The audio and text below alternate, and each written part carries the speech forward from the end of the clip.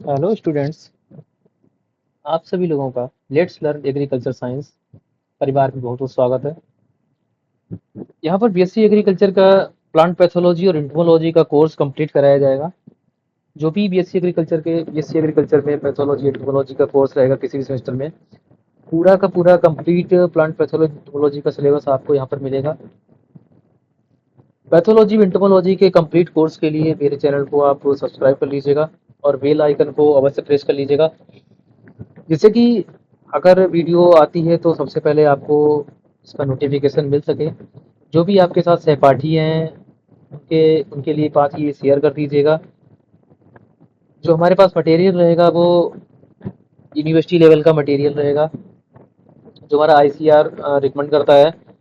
15 committee के द्वारा जो भी सिलेबस किया गया है उसके अकॉर्डिंग कंप्लीट कराया जाएगा। एक बार फिर आपका मैं स्वागत करता हूँ अपने चैनल पे। इससे पहले जो फंडामेंटल ऑफ प्लांट पैथोलॉजी है उसकी दो दो वीडियो शायद आ चुकी हैं। ये जो वीडियो रहने वाली है,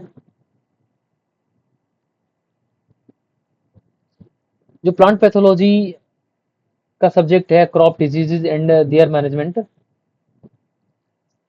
अब वो किस सेमेस्टर में है, सबको इधर उधर चेंज हो रहा है। किसी कोई यूनिवर्सिटी सेकंड सेमेस्टर में चला रही है, कोई यूनिवर्सिटी थर्ड या फोर्थ सेमेस्टर में चला रही है। कुछ ऐसा है, आगे पीछे सब है, मिसमैच है। तो अब पता नहीं आप जो है कहाँ से इसको सीन कर रहे हैं, लखनऊ यूनिवर्सिटी से या फिर सीएसजीएम से या फिर एमजेपीआरयू से या फिर आउट ऑफ स्टेट से आप सीन कर रहे हैं। तो मैं यहाँ पे आपको जो ये प्लेलिस्ट में जो प्लांट पैथोलॉजी की प्लेलिस्ट है, वहाँ पर आपको ये सारे के सारे, आपको चाहे फर्स्ट सेमेस्टर का हो या फिर जो है सेकेंड थर्ड फोर्थ किसी में भी कोई सब्जेक्ट हो, आप जो है डिजीज वाइज या फिर जो भी डिस्क्रिप्शन देख देख के या फिर टाइटल देख के आप उस वीडियो को सर्च कर लीजिएगा। लेकिन प्लांट पैथोलॉजी की जो भी वीडियो रहेंगी वो प्लांट पैथोलॉजी में ही रहेंगी। जो इंटोमोलॉजी की क्लासेस रहेंगी वो इंटोमोलॉजी प्लेलिस्ट में रहेंगी। आप जाके एक बार प्लेलिस्ट चेक कर लीजिएगा जाकर के। और प्लेलिस्ट वाइज जो हम ये वीडियो का कवरिंग करेंगे। पैथोलॉजी की पैथोलॉजी में रहेगी, इंटोमोलॉजी की इंटोमोलॉजी में रहेगी। आज हम जो डिजीज का कवरिंग करने वाले हैं वो राइस का डिजीज है, ब्लास्ट डिजीज है। राइस का बहुत ही मेजर डिजीज है। ये ब्लास्ट डिजीज जो है बहुत ही मेजर डिजीज है, बहुत ही ज्यादा कॉज करता है ये। आइए आगे बढ़ते हैं। एक चीज और मैं आपको बताना चाह रहा हूँ कि आप मेरे चैनल को अवश्य सब्सक्राइब कर लीजिएगा, जिससे कि आने वाली जो वीडियो हैं आपको समय पे उनका नोटिफिकेशन जो है मिलता रहे। और जो जो भी आपके सहपाठी हैं आप उनके पास जो है शेयर कर दीजिएगा। मैं आगे बढ़ते हैं। आज disease of rice. Disease of rice का जो फर्स्ट डिजीज है, ये हम जो थोड़ा ब्लू इसका है साथ में, हम इसको कौन सा कलर, येलो कलर ले लेते हैं। ठीक है, अब सही रहेगा क्योंकि ये ब्लू इसका जो है ये साइंटिफिक नेम वगैरह लिखे हुए हैं, ये ब्लू से ही लिखे हुए हैं। तो डिजीज ऑफ राइस का जो फंगल डिजीज है, फंगल डिजीज में जो ब्लास्ट है, ब्लास्ट बहुत ही मेजर डिजीज है। उसका जो साइंटिफिक नेम होता है जिससे कॉज करता है पायरिकुलेरिया ओराइजी। पायरिकुलेरिया ग्रेसिया जो इसका अलग दूसरा नेम है। सेक्सुअल स्टेज जो है इसकी मैग्नापोर्थी ग्रेसिया है। ठीक है, मैग्नापोर्थी ग्रेसिया। ये सेक्सुअल स्टेज जो है कभी कभी जब आप कॉम्पिटेटिव एग्जाम देने जाते हैं तब ये पूछ देता है। इससे पहले यहाँ पे ये सिम्टम दिया हुआ है, लेकिन आप जब भी आप सेमेस्टर में एग्जाम देने जाएंगे, सेमेस्टर का एग्जाम जो आपका पेपर आएगा, वहां पे अगर ब्लास्ट ऑफ राइस पूछता है तो आप डायरेक्ट इसका इस तरीके से सिम्टम नहीं लिखेंगे। ठीक है, उसको मैं दूसरा मेथड बता रहा हूँ किस तरीके से आप लिखेंगे। सबसे पहले तो आप ब्लास्ट डिजीज आप लिखेंगे कि disease of rice, blast disease. सबसे पहले तो आप इंट्रोडक्शन लिखेंगे इसका, ब्लास्ट डिजीज का सबसे पहले इंट्रोडक्शन लिखेंगे। इंट्रोडक्शन किस प्रकार से लिखेंगे, ब्लैक ब्लास्ट जो डिजीज होता है इसका और दूसरा नाम होता है जिसको इसको जो है नेक रॉट भी बोलते हैं, यानी कि गर्दन की गलन। ठीक है, यानी कि जो इसकी गलन होती है वो धान की जो बाली होती है उसके ठीक नीचे गांठ से ये गलने लगता है ब्लास्ट में। ठीक है, वहां से गलने लगता है, रोटिंग होने लगती है, इसीलिए इसको जो है नेक रोट भी बोलते हैं। सबसे पहले तो आप लिखेंगे ब्लास्ट। और neck rot is most widely distributed disease of rice and reported in more than 85 countries of the world। ठीक है, यानी कि जो ये ब्लास्ट है इसको नेक रॉट के भी नाम से जाना जाता है और ये जो है सर्वव्यापी रोग है धान का, और कम से कम इसको रिपोर्ट किया गया है विश्व में 85 देशों में। ठीक है, इससे इसके द्वारा होने वाली हानि आप कैसे लिखेंगे, इंट्रोडक्शन में देना है ये, yield loss may be up to 65% has been recorded in epiphytotic condition। ठीक है, एपीफाइटोटिक कंडीशन क्या है, फर्स्ट सेमेस्टर में या सेकंड सेमेस्टर जो भी आपकी फंडामेंटल ऑफ प्लांट पैथोलॉजी रही है उसमें आपने पढ़ा है कि एपीफाइटोटिक कंडीशन क्या है। ठीक है, नहीं आपने पढ़ा है तो आप सर्च करिए जा करके प्लेलिस्ट में, वहाँ पे एपीफाइटोटिक कंडीशन मैंने बताई हुई है, वहाँ पे जाइए और सर्च करिए। ठीक है, अब आप सिम्टम लिखेंगे, अब आप डालेंगे सिम्टम।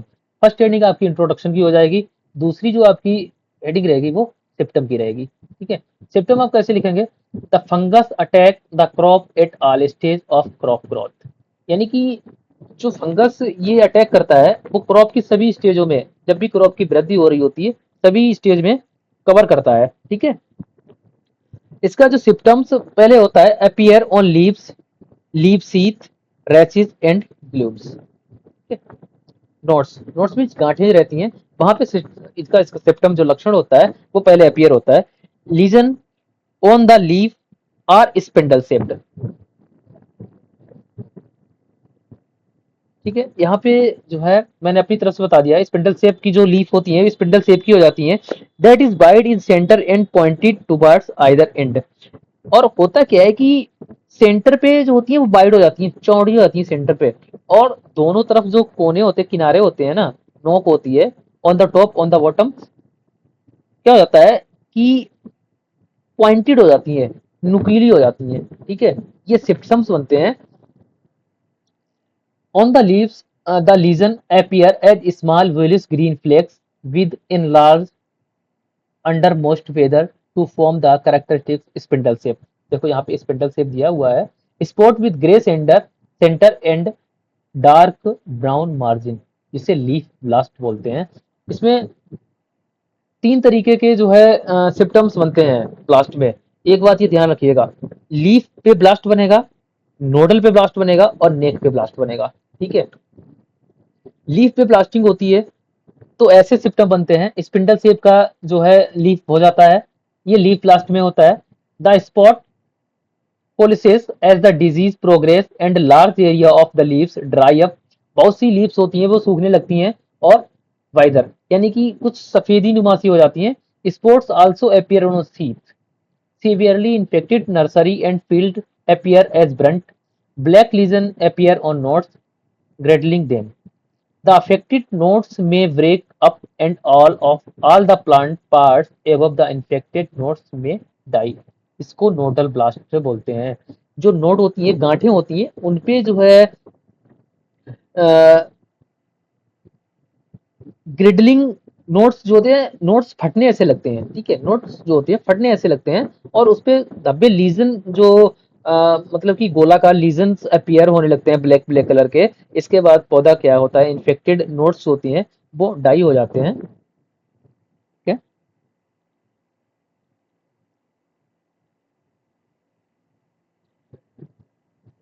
ड्यूरिंग फ्लावरिंग इमरजेंस, जब पौधे में पुष्प, जो राइस में जब फ्लावरिंग होती है, पुष्प आते हैं, the fungus attack the peduncle and the lesion turns to brownish black which is referred to rotten neck या neck rot panicle blast.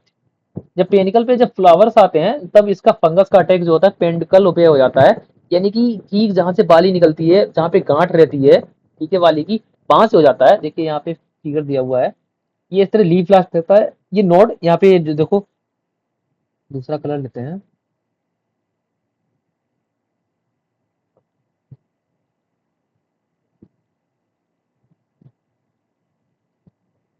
Red, जो यहाँ पे ये नोट्स हैं, यहाँ पे ये देखिए नोट्स हैं, ये देखिए यहाँ पे नोट्स हैं, ये ब्लैक ब्लैक सी हो रही हैं और ये लीफ पे ब्लास्ट बन रहा है। ठीक है, तरकुआ रूपी ये लक्षण बन रहे हैं, सिम्टम बन रहे हैं। देखिए, और यहाँ पे ये जो ये देखो वाली ये नीचे निकली हुई है, यहाँ पे ये वाली निकली हुई है यहाँ पे, इसके राइस की, और यहाँ से ये जहाँ पे ये नेक इसकी गर्दन है, यहाँ पे जो नोड है, यहाँ से ये रोट हो गया, गल गया, यहाँ से ये सड़ गया और ये नीचे ऐसे करके ब्रेक डाउन हो गया। ठीक है, ये ब्रेक डाउन हो गया नीचे को। इसी को क्या बोलते हैं, नेक रोट या पेनिकल ब्लास्ट भी इसको बोलते हैं। In early neck infection grain filling does not occur, while in late infection partial grain filling occurs. A small brown to black spot may also be observed on glume of the heavily infected penicles.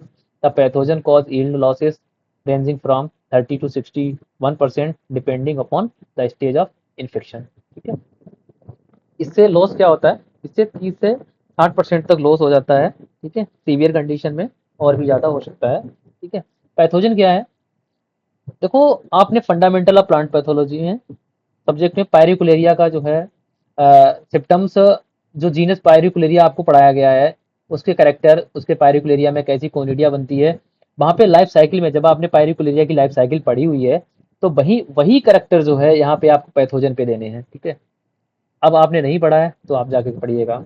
ठीक है, pathogen जो वहाँ पे आपने life cycle पढ़ी हुई है पायरिकुलेरिया की, जो भी जीनस के सिम्टम आपने 10-5 जो भी कोनिडिया का टाइप, स्पोराडिक कोनिडिया होती है, ओलिव होती है, या फिर जो है कलरलेस होती है, ठीक है, म्यूरिफॉर्म होती है कोनिडिया, इस तरीके से जो आपने करेक्टर पढ़े हुए हैं, उसकी लाइफ साइकिल पढ़ी हुई है, उसकी रिप्रोडक्टिव साइकिल पढ़ी हुई है, वो यहाँ पे पैथोजन पे आपको देने हैं।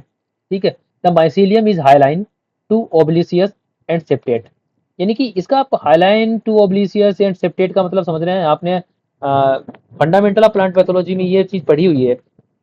सेप्टेट का मतलब होता है जो इसका माइसीलियम होता है, देखो mycelium that is the over growth of Haifa. ठीक है, हाइफा, हाइफा क्या होता है, हाइफा एक स्मॉल यूनिट ऑफ माइसीलियम। ठीक है, ये हाइफा हो गया। ठीक है, अब ये हाइफा जो होता है दो प्रकार का हो सकता है, एक तो एसेप्टेट और सेप्टेट। सेप्टेट का मतलब होता है इसमें सेप्टा पाए जाते हैं। ठीक है, ऐसे खंड पाए जाते हैं।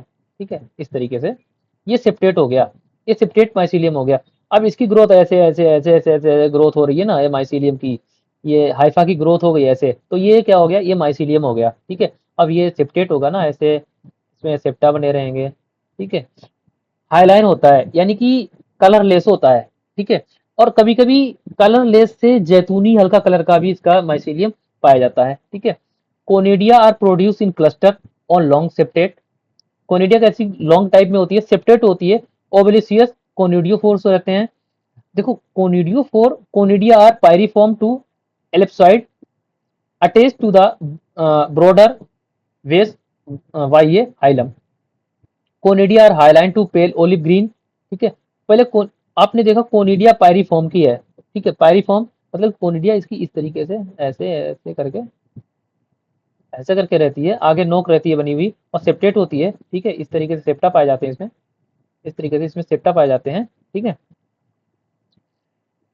और इसका जो कोनिडिया ये है, एक कोनिडिया जो लगी रहती है ऐसे ऐसे, कोनिडिया जो लगी रहती है इसको कोनिडियोफोर बोलते हैं। ठीक है, ये कोनिडिया, ये कोनिडियोफोर, जिस पे कोनिडिया लगी रहती है उसको कोनिडियोफोर बोलते हैं। कोनिडियोफोर कैसा होता है, ओवलिसियस, मतलब जैतूनी टाइप का होता है, और यहाँ पे ये इस तरीके से, यहाँ पे एक कोनिडिया लगी हुई है, और यहाँ पे ये दूसरी, यहाँ पे ऐसे करके दूसरी कोनिडिया ऐसे लगी रहती है, और यहाँ पे ये सेप्टेट ये ऐसे रहती है। ठीक है, यानी कि एक एक कोनिडियोफोर में दो दो तीन तीन कोनिडिया भी लगी रह सकती हैं, इस तरफ भी इस तरीके से ऐसे, ये जो है ऐसे लगी रहती है कोनिडिया। ठीक है, पायरिकुलेरिया की इस तरीके से पायरिकुलेरिया की लगी रहती है। यूजली 3 सेल्ड, 1 2 3 1 2 3, यूजली 3 सेल्ड रहती है जो कोनिडिया होती है, वो 3 सेल्ड रहती है। The perfect stage of the fungus is Magnaporthe grisea. ठीक है, यहाँ पे ये परफेक्ट स्टेट लिख दिया है, यहाँ पे स्टेज है। ठीक है, perfect stage of the fungus Magnaporthe grisea producing perithecia. Perithecia क्या है, एपोथीसिया क्या है, ये फंडामेंटल ऑफ प्लांट पैथोलॉजी में है। The ascospores are hyaline fusiform 4 celled and slightly curved. ठीक है, ये देखिए, ये इस तरीके से कोनिडिया है, ये कोनिडियोफोर है, कोनिडिया ये लगी रहती है, 3 सेल्ड रहती है मैक्सिमम, और हाईलाइन है, ओलिविसियस है, conidia and conidiophore of Pyricularia grisea. ठीक है, ये इसका जो है कॉजल ओरिजिन हो गया, और ये जो है इस पे अगर आप और ज्यादा चाहें तो फिर जो पेरीथीसिया होती है इसकी, कहाँ पेरीथीसिया भी मैंने पढ़ाया था ना, ये पेरीथीसिया, ये पेरीथीसिया किस प्रकार की होती है, पेरीथीसिया का आप कलर वगैरह जो है लिख लीजिएगा, मैं बता दे रहा हूँ आपको। पेरीथीसिया को जो कलर होता है वो ब्राउन टू ब्लैक होता है, ठीक है, ब्राउन टू ब्लैक होता है। सिंगली बोर्न होती है या फिर चेन में बोर्न होती है, ठीक है, या तो ये पेरिथीसिया जो होगी सिंगल होगी या फिर चेन में होगी, इस तरीके से चेन में बोर्न होगी, ठीक है। इसकी जो एस्काई होती है वो सिलेंड्रिकल होती है और क्लेवेट होती हैं।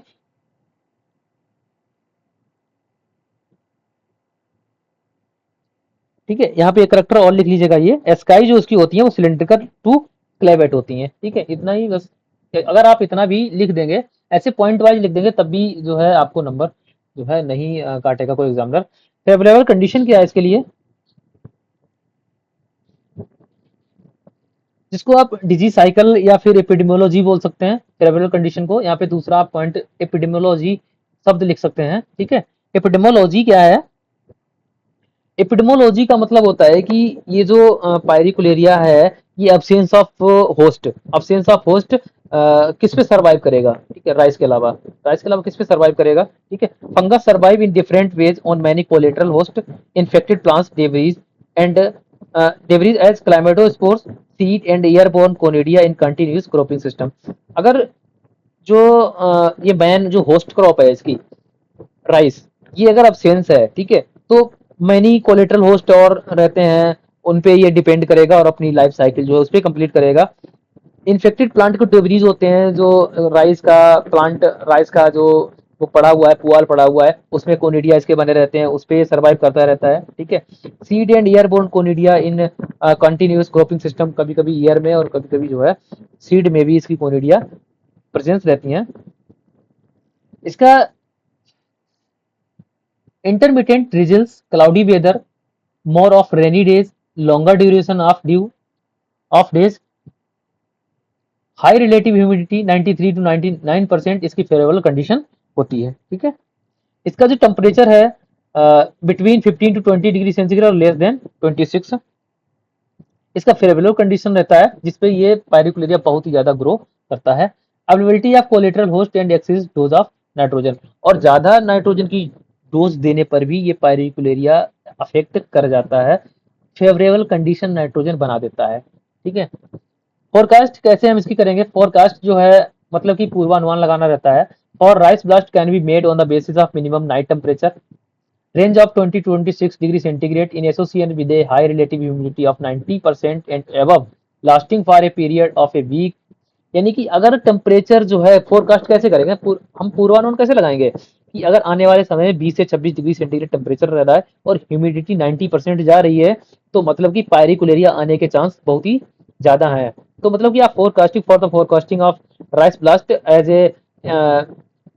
as a gases by minimum night temperature range 20 to 26 degree and highly relative humidity 90% and above for a week for a complete complete a week period or during complete a week period and extra time, ठीक है, during any of the three susceptible phase of crop growth with seedling stage, post transplanting stage या tillering stage या और नेक emergence stage, ये तीन stages हैं जिसपे ये अटैक ज्यादा करता है।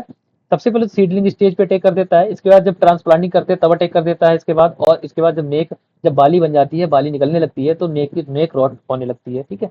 In Japan the first leaf blast forecasting model was developed named as blast, ठीक है, ब्लास्ट के नाम से ही फोरकास्टिंग मॉडल डेवलप किया है। Later several other models have also been developed, namely Pyricularia, Pyriview, Blastum, ये पी वाला and P blast, P blast यानी पी ब्लास्ट यानी कि ये पी शो कर रहा है पायरिकुलेरिया को और ये ब्लास्ट है, ठीक है। डिजीज साइकिल क्या है, देखो एक होती है लाइफ साइकिल और एक होती है डिजीज साइकिल। लाइफ साइकिल में फंगस क्या क्या करते हैं कि वो रिप्रोडक्शन कैसे कर रहा है, ठीक है, और कौन कौन से स्टेजेस है उसमें रिप्रोडक्शन की, कौन कौन से मेथड हैं, या फिर जो है एसेक्सुअल कर रहा है, सेक्सुअल कर रहा है, एसेक्सुअल में कौन कौन से स्टेजेस आते हैं, सेक्सुअल रिप्रोडक्शन में कौन कौन से मेथड आते हैं, वो उसकी लाइफ साइकिल है, ठीक है। यानी कि उसके जेनेट के बारे में अध्ययन करना, वो उसकी लाइफ साइकिल।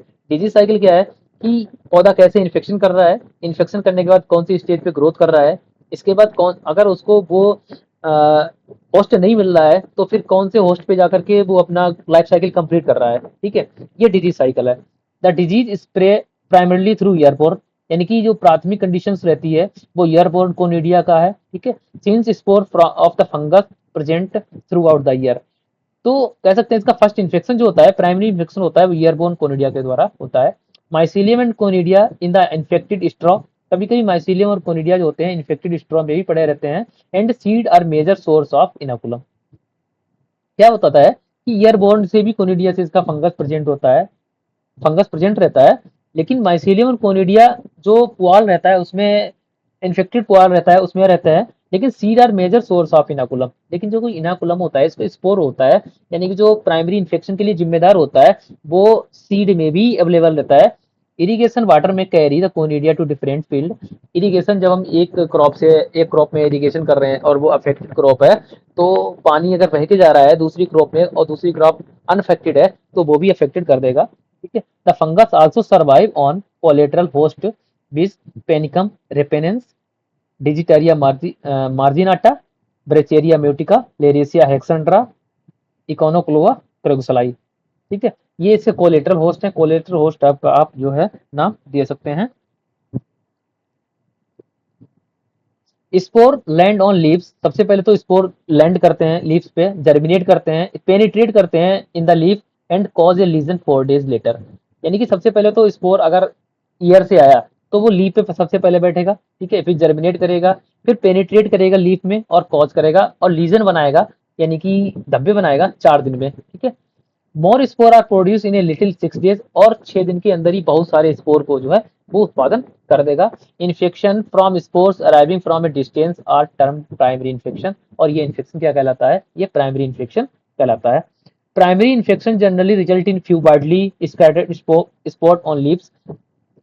फ्यू, कुछ जो स्पोर से इन्फेक्शन से जो स्पॉट बनते हैं, ठीक है, लीव्स पे, वो पहले तो बहुत ही बड़े बड़े, ठीक है, होते हैं, वाइडली होते हैं। Spores arising from primary infection are capable of causing many more infection. जो स्पोर्स होते हैं वो प्राइमरी इन्फेक्शन के, वो क्षमता होती है उनमें कि वो और ज्यादा इन्फेक्शन कर सकें। The cycling is called secondary spread, तब ये सेकेंडरी स्प्रेड बोला जाता है, द्वितीयक जो है द्वितीयक फैलाव बोला जाता है। Secondary spread is responsible for the severe epidemics of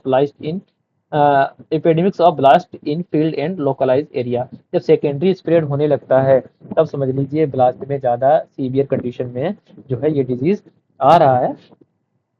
management इसका क्या है, मैनेजमेंट देखते हैं। मैनेजमेंट अगर आपने अभी तो फिलहाल में इसका है ये, लेकिन एक कोर्स रहता है जो है crop diseases and their management, वायल लेने की बुक आती है एक, chemicals in plant diseases, chemicals in plant diseases में वायल लेने के द्वारा लिखी हुई बुक है, बहुत ही अच्छी बुक है, उसमें बहुत अच्छे तरीके से समझाया गया है किस केमिकल का कहाँ पे उपयोग है।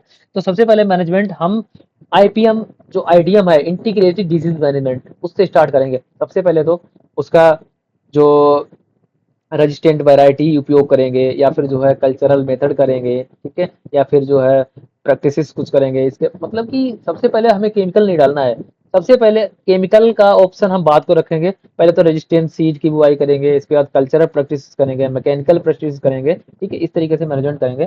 तो सबसे पहले grow resistant to moderately resistant variety CO47, IR20, ADT36, ADT39, ASD18 and IR64। इन हम वैरायटी का उपयोग करेंगे। Avoid cultivation of highly susceptible variety, जो हाईली ससेप्टेबल वैरायटी हैं जो ब्लास्ट को एकदम से अपनी तरफ अट्रैक्ट कर लेती हैं, भैया आओ मुझे अटैक कर दो, IR50 and TKM6 in disease favourable season, ठीक है।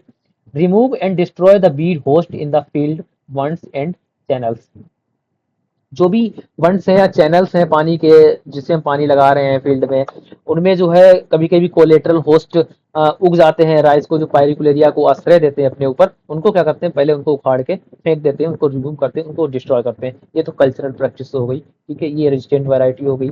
इसके बाद हम करेंगे केमिकल का ट्रीटमेंट, ठीक है। ट्रीट करेंगे सीड किसके साथ, कैप्टन और थीरम के साथ, अथवा कार्बनडाजिम और ट्रिकियालाजोल, ठीक है, एट 2 ग्राम पर केजी, और सीडोमोनास फ्लोरोसेंस, सीडोमोनास से भी हम जो है इसका ट्रीटमेंट कर सकते हैं 10 ग्राम प्रति केजी। सीडोमोनास के अलावा हम ट्राइकोडर्मा भी यूज कर सकते हैं। ट्राइकोडर्मा जो हम यूज करेंगे वो 4 ग्राम प्रति केजी यूज करेंगे, ठीक है। ये 2 ग्राम प्रति केजी यूज है। स्यूडोमोनास का 10 ग्राम प्रति केजी यूज है। तो ट्राइकोडर्मा यूज करेंगे हम 4 ग्राम प्रति केजी का हम उसका जो सोल्यूशन बनाएंगे। 4 ग्राम लेंगे 1 केजी के लिए। Spray the nursery with carbendazim 500 milligram प्रति लीटर एंड ट्राइकोलाजोल 3 मिलीग्राम प्रति लीटर, ठीक है। इस तरीके से इसका मैनेजमेंट करेंगे। तो आपका आज ये राइस का एक डिजीज जो है ब्लास्ट ये खत्म हो गया है। अगर हमें उम्मीद है कि आपको ये वीडियो अवश्य पसंद आएगी। वीडियो को नोटिफिकेशन पाने के लिए आप मेरे चैनल को सब्सक्राइब अवश्य कर लीजिएगा और जो भी बच्चे एग्रीकल्चर के उनके पास ये शेयर अवश्य कर दीजिएगा। इसी तरह की इंटोमोलॉजी की वीडियो भी आपको इसी चैनल पे मिल जाएंगी। उनका नोटिफिकेशन पाने के लिए आप मेरे चैनल को सब्सक्राइब और बेल को प्रेस जरूर कर लीजिएगा। जो भी आइकन है उसका उसको प्रेस कर लीजिएगा, जिससे कि आने वाली वीडियो का नोटिफिकेशन आपको सबसे पहले और आपके पास मिलता रहे। Thank you, have a nice day.